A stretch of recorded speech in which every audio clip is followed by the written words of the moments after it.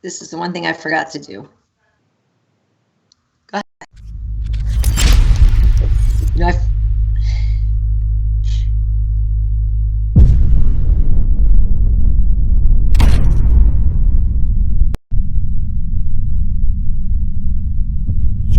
Oh, it seems like it's frozen. no, I think it's doing the intro. We're good. Okay. Hey, everybody. Welcome to the H.E.A.T podcast. I'm Karyn Bryant. What's up, guys? Alan Jouban here as well. How are you, folks? So I'm just checking in. We've got the live feed going here, so hopefully we can get to some of your questions and stuff today. So listen, we are going to talk all about UFC Vegas 4, which of course had Dustin Poirier and Dan Hooker in the main event. Alan, potential fight of the year candidate. But first and foremost, you know, how you feeling? You posted something this morning that you're getting closer and closer to coming back to fighting. So what's new? Yeah, I'm itching, Karyn. I'm getting there. It's been eight or so months now, and I'm at that mark now. We're probably 4 weeks left of physical therapy, and then I'm gone. And then I'm ready. I'm flipping the switch. I'm calling the UFC, and I'm working on that opponent. So I got the bug, man. I'm dreaming about fighting every night again, which I love. That means that fire inside is good, and my body feels great. So near future, like I said, I feel like late September will probably be the comeback, the date timeline. So I'm looking forward to it. Nice. Very nice. Cool. Well, so, yeah, this morning I already got some tennis in, played an hour of tennis and then came home, got some jump rope in and stuff like that too. So, you know, I don't have a season really, Alan. You know, usually I'm on a tennis team and stuff like that. Yeah. And then everything happened with COVID. So then like we kind of didn't really have a season, and then I don't know if I'm going to even have one. And then some travel is coming back in. So for now, I'm just out there having fun. But it does feel good to get out there and do your thing. So I can only imagine for you, like that's your actual living. You know what I mean? For me, that's just a hobby and I'm itching out there. So I can only imagine. Yeah, 9 months is too long. Well, if I get back in the cage in September, let's say, yeah, I mean, this will be the longest layoff of my career. So it'll be quite a while. So I'll be ready to get in there. All right. Well, definitely that's exciting. Well, we may as well get to the good stuff here. You know, Dustin Poirier, you know, obviously, or maybe obviously not, people don't necessarily know that you and Dustin are from the same place. Mm-hmm. And I know this was a fight that you were really excited about. So did it pay off in your eyes? Yeah, I mean, tremendous fight. Yeah, we all knew both of these guys. Both of these guys are like fight of the night type guys. They're both super, super tough. We've seen Dustin go down before, obviously. Conor was able to put Dustin down. Was it Michael Johnson as well? Michael Johnson was able to knock Dustin out. And from there were kind of questions about Dustin's chin, but it seems like over the last couple of years, Dustin not only has elevated his game so much, but his chin has gotten stronger, going up in weight class and maybe giving more time off in between these fights. But I've been following Dustin for quite a while, obviously through fighting as all of us, but also with that Lafayette connection. And I've watched Dustin evolve these minor changes that he's done in the boxing. He's very heavy on boxing. He studies a lot of boxing, and it's paying off. I'm seeing it in his game, the way that he switches stances effortlessly. He hides it. He keeps his chin tucked. He goes behind the jab. He's able to sit in there and take punches, give punches back. But I got to say, the fight that happened on Saturday night, this fight that we're talking about, one of the highest level mixed martial arts fights I've ever seen, to be honest. It's one of mine. If I had to recommend somebody who has never watched an MMA fight, and I say, you want to see high level skill, watch this fight, because these men had it all. They had the technique, the skill, the heart, the courage to go out there and stand in the pocket and absorb that type of punishment for 25 minutes. And it never got lazy. It never got sloppy. It never got desperate. Any of those things that you sometimes see. The entire fight was high level mixed martial arts. So I applauded both men, but Dustin Poirier, it paid off for him in a big way. Yeah, his boxing really is so great. And I agree with you that this whole thing was so high level. But, you know, and it was an amazing performance from both guys. I thought it was just incredible. But I had to wonder what you were thinking at the beginning, because to me, you know, Dan was winning. And when you look at the judges' scorecards, Dan Hooker took the first 2 rounds on all 3 scorecards. And then Dustin took the last 3 rounds on all 3 scorecards. One judge even gave him a 10-8 in the 4th round. So I remember the third round, though, still being close to me, though. But I did think that Dan really came out great and had a great start and everything. And there were a couple of times that, there was some damage. And we know how bad Dustin has been hurt before. What is it? Orbital broken, right? And a smashed nose or something, right? And all that.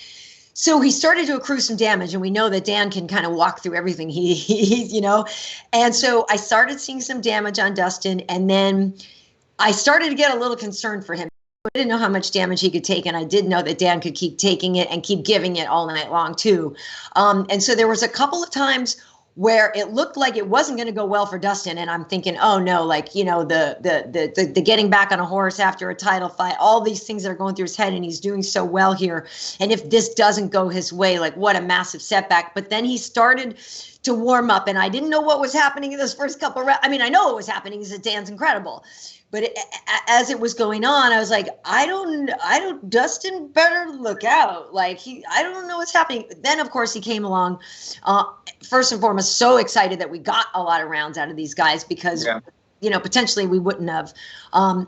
He definitely did start to turn it up and everything. And you could see the fatigue then, getting in on Dan. And you could see that it was Dustin turning up and in those championship rounds. But I thought it started out really, really great for Dan, and also just watching him the whole time, I'm thinking, even again, if he loses this, the reach on him, the physique of him, the build, he's giant for that. And there were a few times I really was just applauding how well he used those long arms.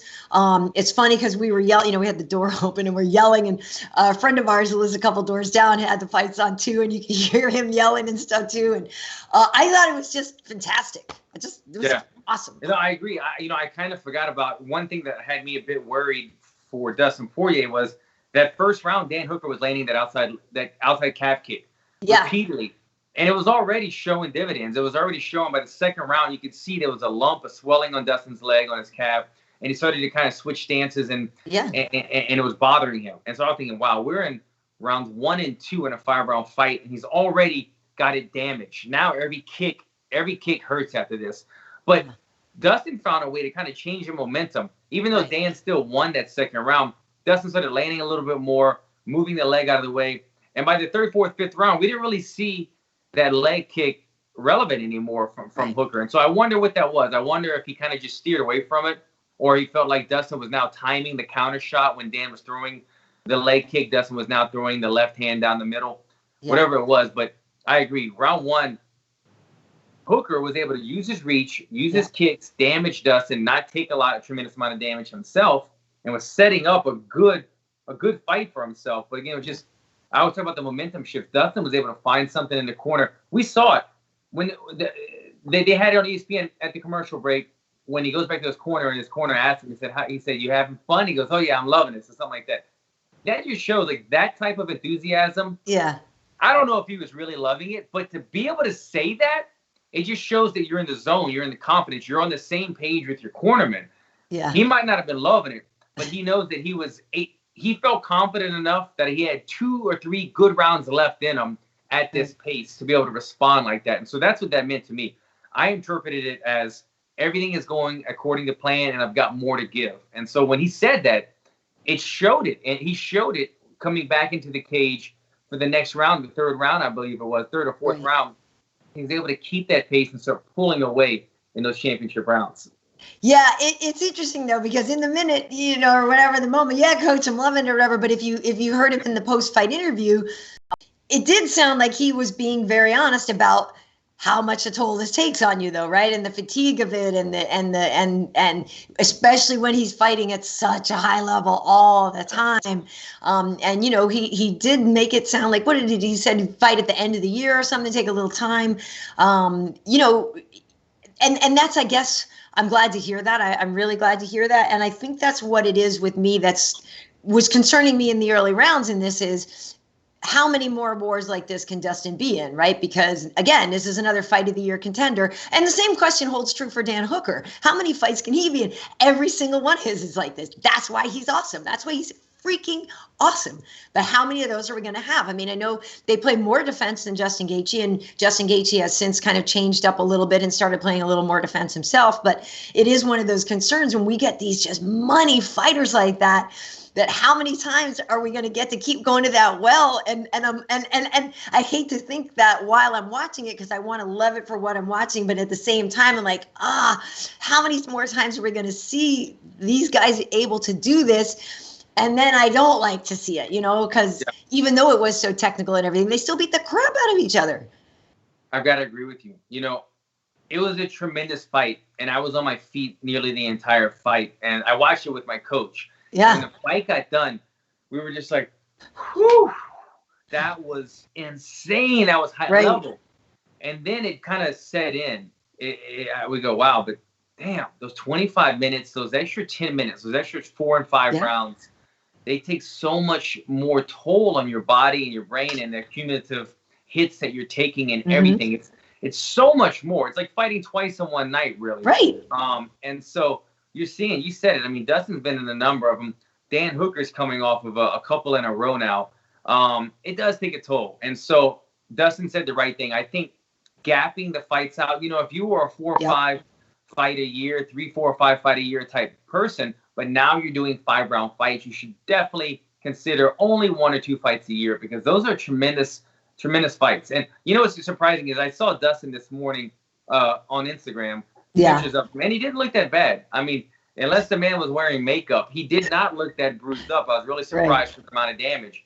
But you could see the how well, or how much Dan Hooker, rather, how much he wore it the night of the fight. He posted a picture of him in a hotel room with his friends, and his face was kind of swollen very badly. So you could see both men took a lot of damage. But yeah, man, it was definitely a fight of the year candidate. It was one of those fights that, again, like I said, I love fights that have everything in it. And I've talked about this before about they can't just be a fun fight. It has to have technique and skill and danger and momentum shifts and courage. Like, it has to have courage. And these guys sat in the pocket repeatedly and traded blows in a technical way. And I mean, Dan was eating shots when it's just like a direct shot to the nose is like the worst. Like, and you could just hear the sound of it, like his nose crunching. And he would stand there in the pocket and deliver back. And it was a phenomenal fight. I recommended this fight. My boxing coach watched it, but I was saying, if you didn't see this fight last night, please watch this, because you're gonna have another respect for the boxing in the level in terms of MMA lately, because the boxing is getting so polished lately in MMA, and Dustin's one of the guys that are doing it. Yeah, it really was. And they actually set some records here that I want to point out here. So Dustin and Dan combined for 308 significant strikes landed. So that was the 5th most ever in a 5-round lightweight fight. Top 5 fights were Holloway versus Poirier 2. So that was 359. So this is to our point about Dustin being in these wars, right? So the number 1 most fights, significant strikes landed in a lightweight fight. So 359 for Holloway Poirier. Dos Anjos versus Ferguson was 320. 308 for Poirier Hooker. 289 for Poirier Gaethje, and 279 for Ferguson Gaethje. So Poirier was in 3 of those fights with the most significant strikes landed. That says something. Yeah. So and a good he really is incredible. I do also want to say what he had said after the fight. He said that the only time he was hurt in the fight was when Dan had him against the fence and slid a knee in there. He said, even when I was standing with good posture, he lifts him up higher than my head. It's impressive how high and how quickly he got his hips up without telegraphing. He hit me square with a knee and I flashed out for a second. When I came to, he was throwing hooks at me. I saw the ref, didn't know how much time was left. We regrouped, came back stronger. That's fighting. A fight isn't a fight until there's something to overcome, and we fought tonight. It's like, can Dustin, drop the mic. It's like the dude he's all class. He does so many great things outside of the octagon as well. But that is something there that Dan is so good at those knees, where like you're standing right there, you're like, what? That's his knee. But Dustin's just all class. You just said everything that I was trying to say a while ago, or Dustin said it and you repeated it, because that's what I mean. It's like, when it comes to the high levels of fighting, it's about piecing everything together and not having moments of being unorganized or unaware or what's my next move. And that exact spot when Dan threw that beautiful knee up the middle and hit Dustin square, a lot of guys would have gone out. And Dustin immediately grabbed his leg, went to a single, went to the takedown to recover, and then worked on positioning right there. Like, that's the stuff that it just takes levels and levels and years of training to get good at that, those transitions that were happening throughout the fight. And so that's exactly what I meant. The skill level, not only in the offense, but the defense, the way that they would eat a shot and know that they were hurt and find a way to kind of keep their guard up, keep the head movement happening, and find a way to get past that until they recovered. Throughout the fight, they kept doing that repeatedly. So, man, what a war. And I'm just so impressed by both guys. Yeah, I want to see what some folks are saying. We have Little Snoop and Joe Boza here. We got Dark Cloud saying Poirier's a beast. That's all caps. Cannot agree with you guys more on that one. Joe Boza saying Dan is one tough man. If Dustin wants another shot at Khabib, of course, if Khabib gets past Justin, Justin. Otherwise, what do you do with these guys, right? Because Dustin's already been to the top. Should get another fight, another chance at that. We don't know if Dan Hooker, Paul Felder was saying either of these guys, I would come out of retirement for either of these guys. That Dan, obviously had a great fight with Paul. I don't know what to do. I feel like Dan's stock went up regardless. But also for Dustin, I feel like, he needs to just wait for the title shot again. What's insane to me, Karyn, is unless there's a Conor fight for Dustin. Yes. Well, that's always the one in the mix that, anybody would take. Yeah. Let me compose myself real quick. Although I still see the welterweight division as one of the deadliest, funnest, and exciting divisions, the 55, the lightweights, I mean, come on.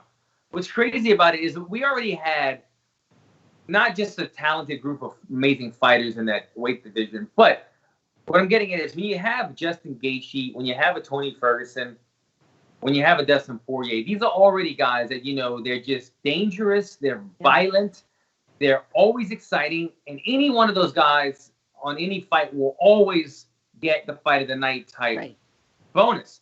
And now we add another guy, Hooker, who came onto the scene not that long ago and had a meteoric rise up the rankings. And now we have another guy who you can say, look, this guy is marketable, this guy is smart, this guy could talk, this guy could fight, and he's also an always guaranteed shoe-in fight of the night guy. So now we have four guys that are all fun matchups that are all fighting each other. And any one of these guys could go and main event against anyone that they want, a Charles Oliveira, a Kevin Lee, any of those type of matchups. So it's great things for the UFC. It's great things for Dana White and Sean Shelby to have this matchmaking ability to say, okay, we got four guys that anytime we need a main event, we throw one of these guys in there and they're always game. So it's great stuff. But what do we do with them moving forward? Yes, it's who's going to get the title shot, who's going to get or the title shot, or get Justin Gaethje, or whoever wins with the next fight in the Conor fight. And then I've been seeing Charles Oliveira's name being thrown around the hat as like some of these guys potentially working their way up. So I would say like a loss, whoever lost this fight, which was Hooker, he could then maybe do like a Charles Oliveira type fight or something like that. But for Poirier, I'm only looking up. I'm only looking at Conor McGregor or the winner of the belt. Yeah. That makes sense. I get excited when I hear Charles Oliveira's name too. I love him. Like, I think he's awesome. Like, I just do. Everything about, like, he's just got a cool look, and he's just like and obviously amazing fighter.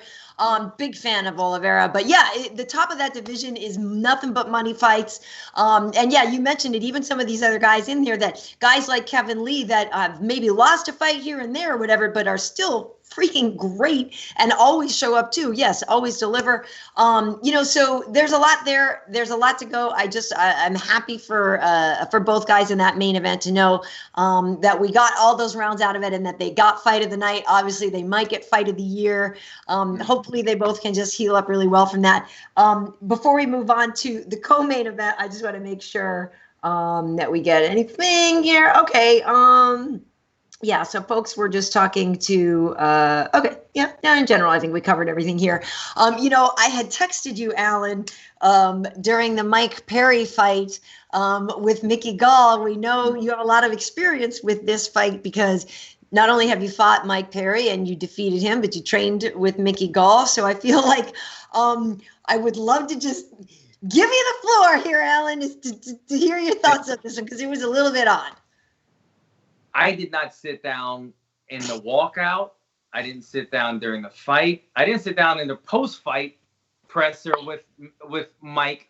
Right. That alone by itself was like 1,000 means. Where do I begin on this? And I'll say this, congratulations to Mike.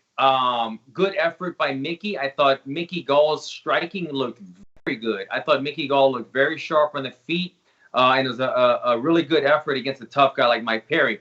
I will congratulate Mike not only on the win, but on, his much improved grappling. Mike Perry seems to be very strong in the grappling. We talked about this last week, how if I was Mickey Gall, the one thing that would be kind of noticeable to me would be that Mike Perry competed against Al Quinta in Submission Underground, which you worked in a jiu-jitsu grappling event about a month or so ago, or 2 months ago, whatever it was. But it's saying that Mike has been working on his grappling. So if I was Mickey Gall going into a fight, I'd be like, wow, okay, so my best opportunity at beating Mike, Mike's got some strength in it now. With all that said, all week long, Karyn, I was noticing that Mike wasn't himself. I couldn't, like... But who is Mike now, though? When you say Mike's not himself, Alan, who is Mike Perry now? We don't know anymore. Mike Perry, but I'll tell you one thing. Mike's a real guy. He says what's on his mind, and we all appreciate. I think that's what gathers his fan base, because people say, you're a clown, but they follow him because they enjoy the realness. So love him or hate him, you're getting what's on his mind. So we got to appreciate that. But I want to say, all week long, having fought Mike Perry, it's something you don't forget because he's on you. You're tweeting in the hallway, the stairs. It's ongoing. I told the story. Having breakfast the day before the fight, I walked by. He flicks me off at 8 a.m. in the morning, and I'm like, bro, why are you like? Let's do it in the cage, not now. But he didn't show any of that. He didn't show any of his antics this fight. Every interview was him defending himself, him talking about his personal struggles. It wasn't, I'm gonna eat Mickey Gall for lunch. It was none of the normal stuff. And so I was thinking, man, Mike is different. Obviously, the girlfriend in the corner was not only a new thing because he was engaged before, but you get a new girlfriend, a younger girlfriend, the quarantine lockup, and no coaches. So there's a lot of stuff that I was putting together and what I'm expecting to see out of Mike. And what I saw was nowhere near the caliber fighter that he normally is. I thought, and I say this with respect, guys, I just want, if we have any new listeners, I want you guys to know that I have no beef against Mike anymore. I watch him as a fan and as an analyst, but having a history with him and knowing how good Mike fights, and anyone who has ever fought Mike would 100% agree with me, Mike's striking looked horrible. Mike looked horrible in the striking department in comparison to what he normally brings. I thought his timing was off. His hands were wide. His chin was up. He wasn't throwing combos. He wasn't covering distance. He was eating the jab. His natural ability to fight and his improved grappling is what got him the win. But his striking, which made him 9 wins for 9 knockouts when I first met him, was nowhere. It was gone. That guy was gone. That deadly striker was gone. This guy was a moving target, our target getting hit over and over. So I don't want to take anything away from Mickey Gall because I thought Mickey looked sharp. Mike was just eating punches and not looking good in his striking. But I want to compliment him. That grappling was on point. He still has the chin on him. He did what he had to do to get the win. We're going to get into the post-fight stuff too as well. But I wish the best for him because you can see there's so much on his plate right now. Yeah. He wasn't focused on this fight. He was focusing on giving his girlfriend a little bit of limelight, letting her experience this, doing it all on himself. He was warming up in the back, shadowboxing by himself. He grabbed his water bottle and his girlfriend was dabbing the water bottle on his neck rather than kind of doing some of the right stuff. Right. And I'm not dogging on her, but I'm saying he was doing this all himself. It's a lot of weight to carry going into a fight like that. So I'd like to see him definitely find a good camp again and a coach that he believes in and have somebody polish him up again because he looked very unpolished. When you think about that fight and then you think about the main event, it was high-level main event and then some back and forth in the co-main event. Yeah, there's a lot to take in. First and foremost, I should say I like Mike Perry. I like him, and so when I'm saying who is Mike, I'm not trying to be harsh. It's out of actual real concern, right? Because sometimes you see people, and you're like, "Oh, that guy's crazy. That guy's wild. That guy's nuts," and then you're like, "No, wait. Like, is there something serious going on here, right?" Like you know, we start to worry. So there are times when I'm not going to lie, I've questioned, like, is everything cool with Mike? Like, are we working with a full deck 100%? Like, do we need some help here? And so I do think he's fine. Because the things that he said after the fight, and I'll get into some of that, were show that he knows what he was doing and had at least a plan, right? Mm-hmm. But to your point, the striking, I felt like the whole time it kind of went back to how he used to be, of like just trying to get that one right hand landed, right? So you're just kind of walking around the whole time looking for that. And so everything just sort of seemed to be, can I get closer to landing this thing, right? So that it was weird. But his grappling is better now. I was at that submission underground, and he did beat Al Iaquinta. So I wasn't necessarily surprised that he was willing to risk grappling with Mickey, who we know is a good grappler. I wasn't necessarily surprised by his willingness to do that, because I saw right there, first and foremost, what he did with Al. Mickey is bigger than Al and lankier and stuff like that. But, you know, Mike's a strong guy. And to your point, what you're saying before about, like, when technique isn't there for Mike, he can kind of muscle through some things, and was able to, I think, kind of muscle through some of this fight with Mickey, because I did see Mickey seem to get fatigued later in this fight. And that was one thing that I was sort of surprised that Mike didn't look as tired as Mickey. I thought that Mickey would have a conditioning edge on this one because of all the things about, like, not knowing what Mike was doing. And then especially, you know, if you saw people beforehand, like, bet the house on Mickey if you saw the pad work going on backstage, and if you saw, like, Mike warming up, like you said, with his girlfriend there, no disrespect, but trying to hold pads, like, you didn't know what was happening. And the whole time I'm watching this fight, and on the one hand, I kept thinking, hey, you know, Mike looks better than I thought he would based on the preparation that I think he had. But then at the same time, when you say that, and then when you see the other fight after, you're like, oh yeah, it was just kind of like, I think it was a lot of goodwill toward Mike too, and like, hey, he's a guy really needs a win, and like, you kind of, what's the word? Not kind of putting all that positive stuff on there, but sort of like hoping for good things for Mike, because he's not a bad dude. But then really looking at the fight and going, yeah, it wasn't really great, but he ended up coming up with the win. And so you hope that he doesn't learn some bad habits from that, of like, hey, I don't really need coaches, right? I can go win without him, because he needs coaches. He needs. I think he kind of admitted that too at the end. You know, in the interview, they said, they asked him, are you going to have your girlfriend in the next one? And it was a bit of an awkward moment. He kind of said, well, you know, I'm hoping to get some good coaches. And if the 1 and 2 spot are filled, but the 3rd spot's available, maybe she'll do it. So I think he was alluding to, like, he got over this hurdle, but he knows he needs coaches. And I know it. Like, the guy that beat Mike Perry that beat Cowboy Alvera.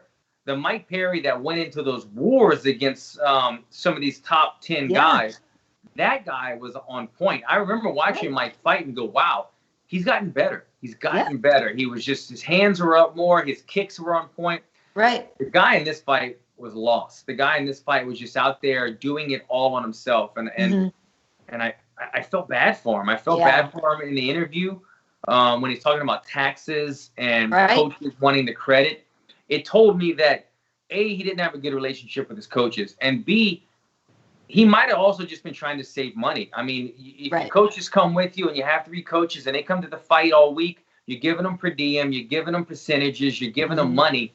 And Mike sounds like he has a little bit of money trouble going on. So he said, you know what? I want to keep this extra 10, 15, 20% that I'm going to shell out to my coaches, and this extra $600 in per diem, and to keep that for me and my girl, and I'm going to do this on my own. And that's a tough thing to do in a sport where you said, yes, you're in the cage alone, but knowing that your people are there and they're coming in and during the breaks and saying, listen, this is what I saw, because you rely on it as a fighter. I'm a fighter and I coach people. So I get both perspectives. I see it all the time.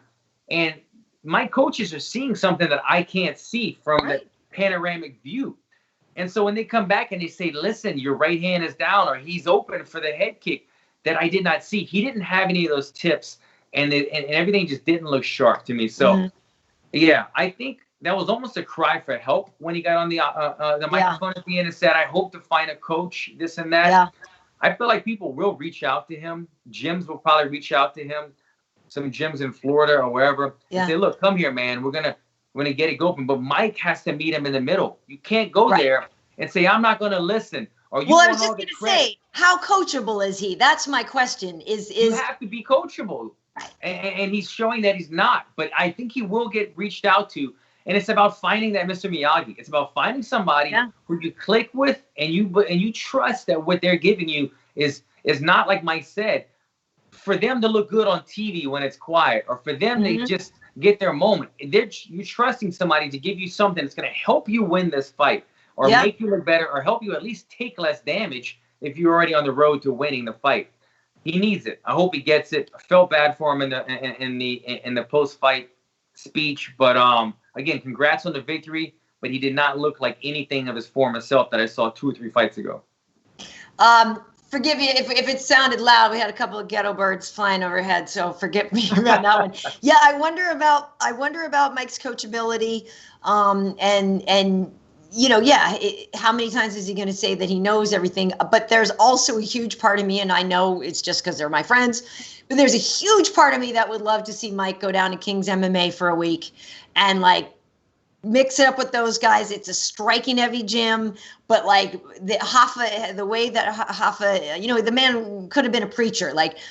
He has a great way of communicating with people. There's a real part of me that wonders if that kind of vibe would be good for him. I don't know. I want to see if we have some comments here from some of our folks here. What did you guys think of Mike Perry? Somebody's saying, Artie is saying that Mike wants to train with Yoel. I don't know if that's true. I didn't hear that. Little Snoop is saying that too. Okay. Maybe I missed that part. Little Snoop is also bringing something up here that they talked about fighting Bobby Greene, and we were talking about Bobby Greene the other day. A buddy of ours, Mike Perry versus Bobby Greene. I don't know about that. I don't know about that, but yeah, I hope he does kind of get some coaching and some things, because he's a character, right? But literally, I kept thinking, Alan, man, if Mike loses, does he get cut? I mean, yeah, we all like him and stuff like this, but you got to win fights. Yeah, the UFC loves Mike though, because he just got knocked out before this, and they awarded him with a co-main event slot. So they love Mike, and he's also just presented him with the new contract. He's getting paid pretty well now, considering how many fights and losses he has in the UFC. So they know that he brings eyes, he brings attention. Love him or hate him, you got to watch him fight. It's so intriguing. It's so fun. But I agree. A loss, now you're putting a number of losses in a row now. Right. Where do you go from here? I didn't hear anything about the Bobby Greene fight. I did see Mike continuing to call out Darren Till. And first of all, Mike can't go to 85. I mean, he could. It just doesn't make any sense. It's kind of ridiculous. But even if both men, Till and Mike, stayed at 170, that's not a good fight for him. That is not a good fight. The way that he looked. If he would have fought Till that night looking like that, Darren would eat him up. He would have been slept. He would have been knocked out. 100%. I promise you guys, he would have been knocked out. He was eating every shot that Mickey threw at him. Till's much bigger, longer, faster.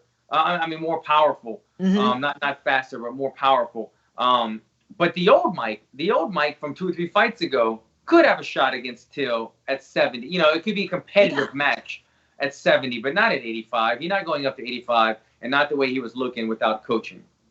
But they're funny. They're back and forth.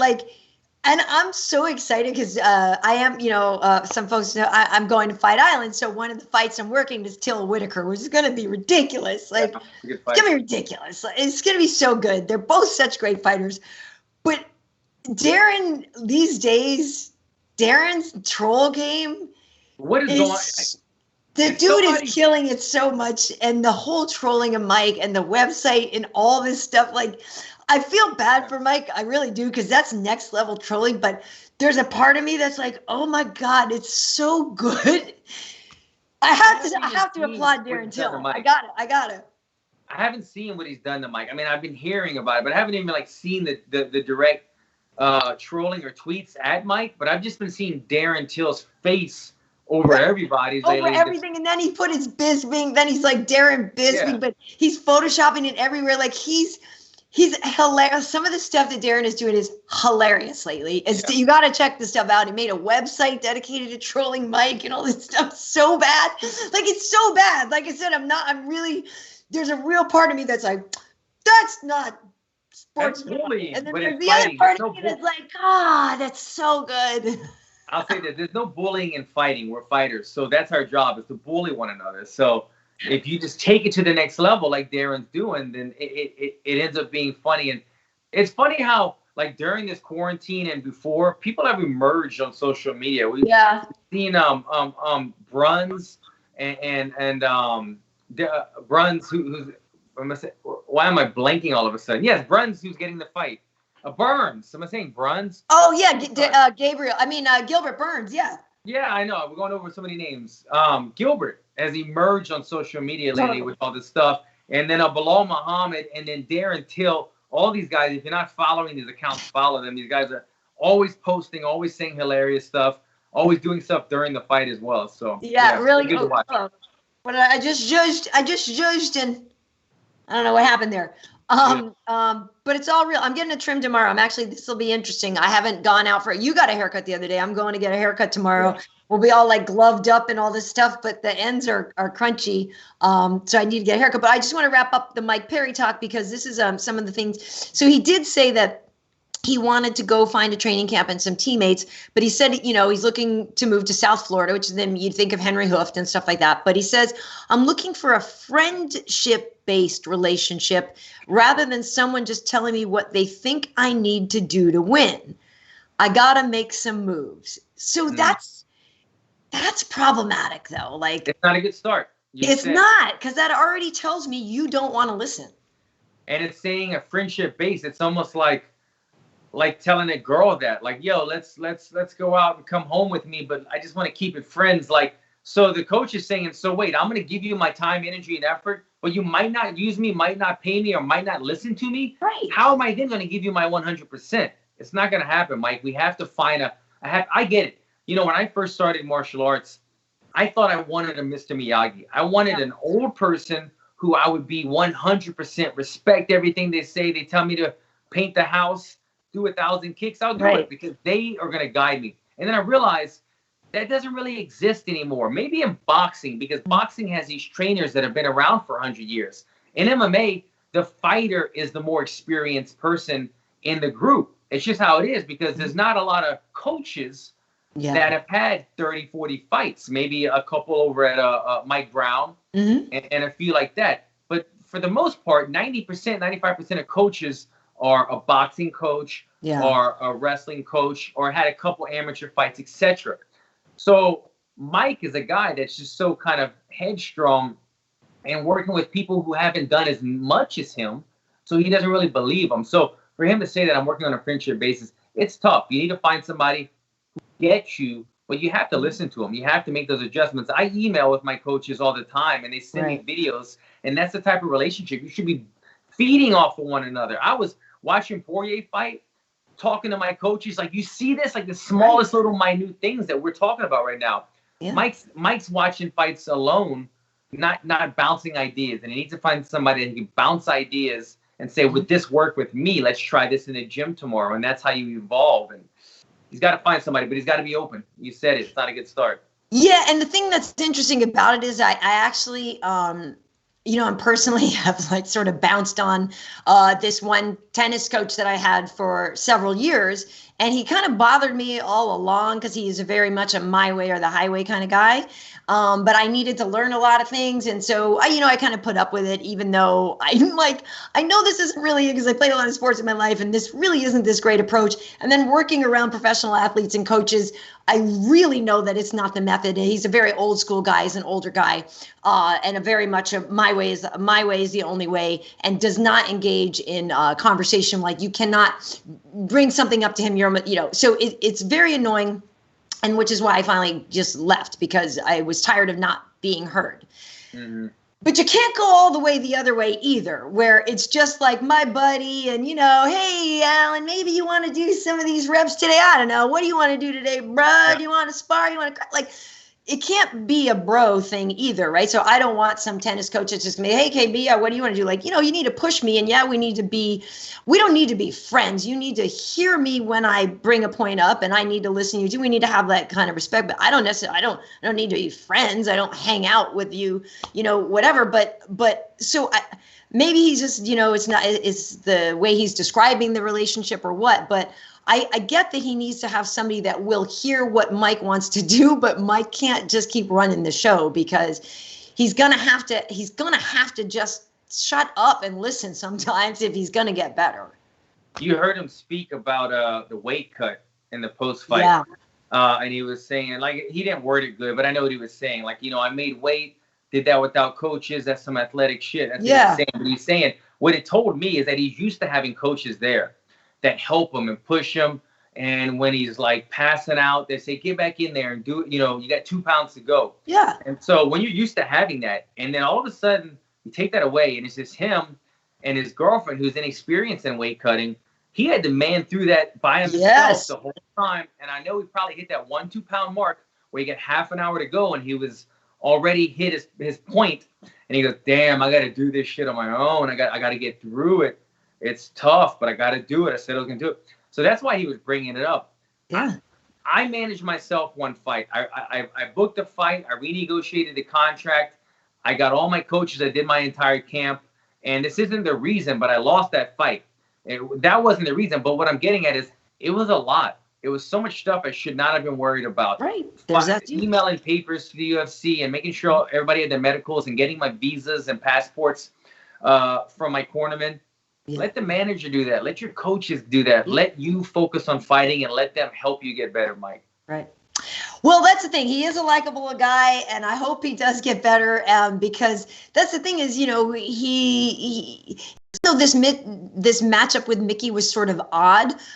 He's going to always get a name brand guy, right? And so other people are getting a lot better, and your division. It's tough. So he's gonna have to keep evolving. I want to thank Little Snoop for the donation, much appreciated. Definitely appreciated. And yes, Joe Bose is saying that Mike's just stubborn. He definitely is stubborn, but we're all stubborn about something. And the thing about it is to just sort of wrap that up. You do have to look out for yourself. We can't fault him for putting Mike Perry first. You know what I mean? It is a one-man show kind of business, but I do hope the best for him. I don't know what you thought if you saw the Maurice Greene Gian Villante fight. Alan, on this one, Maurice Greene is somebody I met at the Ultimate Fighter, and he had a kind of a rough go of it. You saw how emotional he was in the post-fight interview. When he was on the Ultimate Fighter, he had a lot of ups and downs, and he has fought with alcoholism and, has had some issues and some struggles there. But has won, he's doing okay. Anyway, this fight, I thought Gian Villante was winning, and I thought Gian Villante was going to win. And then the next thing Maurice pulled this whole thing up off the bottom, which I was quite surprised by. I don't know if I saw that coming. That would normally work. When it happened, look, I'm watching it. I'm watching it real time with my coach, and I'm going, is he just waiting to explode into mount? I'm talking about Villante. Right. Like, is he just waiting to bring the ground and pound again, or how's he going to finish it? And then he taps out, and I was so baffled. I didn't see this coming. Right. Normally, but in the last couple of recent years, we've seen the Ezekiel choke from bottom. We've seen that happen. It's still very rare, though. Yeah. But people are kind of keen to it now. But this wasn't even Ezekiel. The arm was in. It was kind of just a normal head and arm choke. Right. Reversed, inverted from the bottom, which if somebody has a tremendous squeeze, they could probably get it, but not normally from bottom without circling counterclockwise, that type of thing. So I don't know if Maurice Greene had a tremendous squeeze. It got locked in when Villante was still trying to take a breath, and then all of a sudden he squeezed it and he couldn't get that extra air. But it was definitely surprising, definitely shocking. I got to say, going into this fight, I remember Greene as kind of an unathletic guy, and I want to apologize to Greene for having that thought, because I thought he looked tremendous in this fight. He may not have been winning the entire fight, kind of came back at the end, but he looked much more quick and athletic than I remember. I think I remember seeing him in Glory a couple times, and we had fighters in Glory, and I was cornering them. Greene was fighting in Glory as well, I believe. Mm-hmm. And I kind of thought he wasn't quite Glory material, but I thought he looked sharp in this fight, got a big win. And the emotions after, man, I feel like I was in church. I was like, right? Amen, brother. Like, you know, like, I love seeing realness, trueness. Pat, you know, what's really going on inside. When he said, like, I'm going to move my family now. Yeah. Like, this win did a lot. Like, how can you not root for that? So I'm real happy for that. No, absolutely. Well, and that's what I was going to say. I'm reading his post-fight thoughts. He said, you know, he needed the win to move his family. He spent a few weeks at Jackson Wink to try to get it, you know, to try to get ready, you know, to do this. But he says, I want to move my family from Minnesota to Albuquerque and make a run to the championship. It's going to take some time. I know I've got to do a little work, but he's in the right place to do it. So we were just talking about Mike Perry, who isn't necessarily coachable, and here's Maurice, who, you know, like I said, he was very emotional, and I think he learned a lot on The Ultimate Fighter, and he's learned a lot. Like he's done a lot of growing up since then, and I think it's nice to see that maturity there and that growth of him wanting to look after his family. And I tweeted it out too. He did me such a solid, and I can't remember if it was Wichita or I don't even know, somewhere on the road last year that he was fighting or cornering somebody too, and it was late, and I think it was Wichita, because like everything was closed, you know, there's nothing, and Maurice Greene found a sandwich, I don't know where. I didn't ask a lot of questions, Alan, but you know, after the fight in the hotel bar when everybody's there and they somehow stupidly shut down the kitchen and the bar at the hotel, and you're like, there's a 95 fighters and fighter corners here. Everybody's starving, but you close the kitchen. That's a great idea. But anyway, Maurice found me a sandwich. That was awesome. He will forever hold the place in my heart. I know that feeling of everything being shut down, and you get back, you're like, I haven't eaten yet. I've been working for 8 hours. Right. I know. Nice. Yeah, and he also made us some hats when he was on Tough Talk and stuff. So we have some Maurice Greene originals here too. So it was nice. And for Gian Villante, that tummy, the tummy was bodacious there. I don't know. I like the idea of Gian as a heavyweight, though. I'm not necessarily mad at him, and I did think there were some things that he was doing well. Like I said, I thought he was going to win, but then he didn't. Hey, I can't remember the coach's name. The what is it? Staten Island coach, boxing coach. Ray, yes. Ray Longo and Matt Serra. Did you see it when he was like, Villante, you know, you're not really part of the team, but come on, guys, show him the love. And it was like Chris Weidman and one other person on the mic, like the parade, because they gave Aljamain Sterling. Yeah, they had parade dress for all the guys. They gave Aljo and all these other guys a big, huge parade. Right. Villante just had two people, but they showed him a little bit of love. But I think that was hilarious. Yeah, Marab probably got a parade too. Yeah. Marab and those guys. Yeah, good dudes over there. That's the thing. I guess that's what it is too. It's like with John, I'm always just thinking of Ray and the boys and like the whole crew. It's just a bunch of good dudes. Yeah, So otherwise, I was impressed with Kay Hansen. Early on, coming in here, and she had a nice fight there, and apparently somebody had bet $37,000 on her or something insane like that. Which was crazy. Was there any other takeaways for you, Alan? Yeah, Alan. What's Alan's first name? Brendan Allen. Brendan Allen. Yeah. He is impressive. I mean, I've been watching him since he got into the UFC. I believe he trains at a Rufus Sport as well, right? That's a good question. I am not remembering exactly where he trains. He might be. But regardless. Arnold Allen. Well, shoot. No, Arnold Allen. Arnold Allen. Arnold Allen. Is it Arnold? I can't remember. I know he's got ALLEN. I think it's. No, it is Brendan Allen. I'm thinking of the other one. Right. I'm like, let me make sure it right. Yeah. So it's Brendan Allen. Brendan Allen. Yeah. So he said he's the one who called out Ian Heinisch afterwards. Yeah. Sorry, Brandon. We're botching it, but look, your performance stood out, man. I mean, all of your fights in UFC have been super impressive, man, and like you've shown some of the same stuff that I've seen in that Poirier fight where Allen was hurt, but then he would find a way to transition and recover and get the dominant position and land damage. And what a fun back and forth fight. And it showed that this guy has levels. This guy has levels, man. He could kickbox, he could wrestle, he could fight, but he could do it all very, very well. And so he's a guy to look out for in the future for sure. Yeah, and I didn't mind that call out either of Ian. I was like, hey, that's actually not bad. And Ian won the other day and was supposed to fight again, but then is not. But yeah, I was like, all right, I could see that. That's not bad, not bad. Yeah, so that was cool. Yeah, there's a couple of Allens, and then you get confused, and then I'm talking to Allen. I get it. All right, well, before we get out of here, Alan, I am going to Fight Island. I'm working the last 2 shows.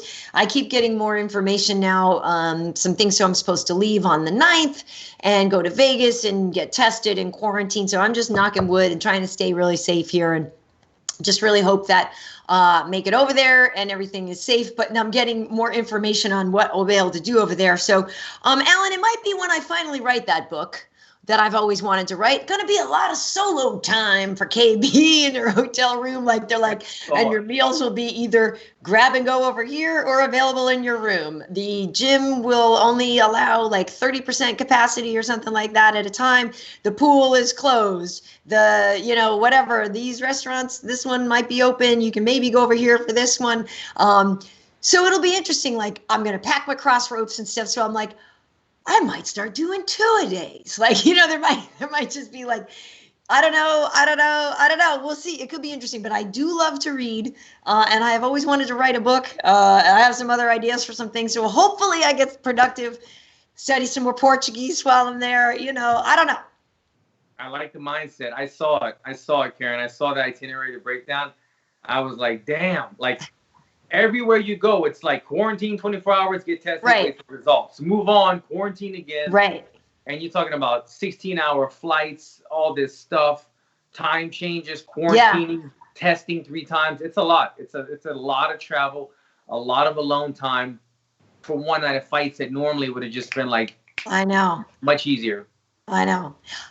I like my own company though. It's if I'm like, we've been on lockdown for so long. Yeah. So it's kind of like, on the one hand, you're happy to go, but if I'm honest with you now, I'm like, I was happy to go back to work and all that, but then you're like, oh, I'm gone 2 weeks. Oh, okay. All right. Okay. Wow. Are you out there the entire 2 weeks? Well, yeah, I'm not there the whole time, but like, I have to go because of all the quarantining and stuff like that. It's like I have to leave my house a lot earlier, you know what I mean? Way more in advance of the fight nights that I'm actually working because of all those things.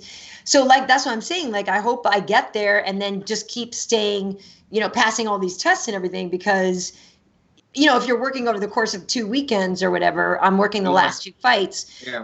And the first one is like, a Saturday and then a Wednesday and then a Saturday and a Saturday, I think it is. So I'm doing the last 2 Saturdays. So I'll have more time. So I think there are some things that will be open. And they said there might be some things around, but not, maybe not everything. So I don't know. Like, I don't know. I don't know. I just want to go. I want to go paddleboarding at Yaz Island. I want to go do something out there. But if they make you stay in the room, I was telling my coaches at first we were all like, Fight Island. Right. And then I saw the list and I was like, maybe Vegas. Maybe Vegas. I don't know if I want to like leave for 12 days and do all this stuff just to fight and come home when I could do it in 4 days in Vegas. So yeah. It's a lot.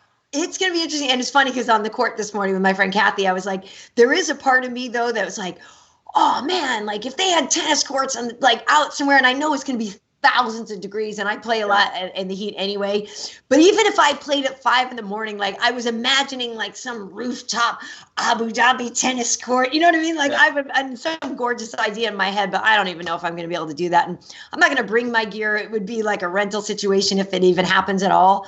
I don't even know, but like I said, I'm excited to get back to work, and all of that, but, yeah, it's a commitment. It's a commitment.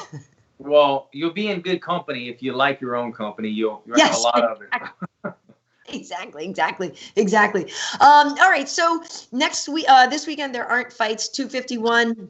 is on the way, so we have time to talk about that in the future. But until then, you can find our podcast on MMAHeat.com. You can follow our producer, Wade Eck, across the board. I am KB Heat over on Instagram, Karyn Bryant everywhere else. Alan, where can folks find you? Yeah, and give me a follow as well, guys. Alan Jouban. That's it, across all the boards. That's my handle. All right, folks, and everybody keep your fingers, everything crossed for Alan as he's on his comeback on the mend here, because we need to see him back in action, yo. Absolutely. See you next time. Take care, guys.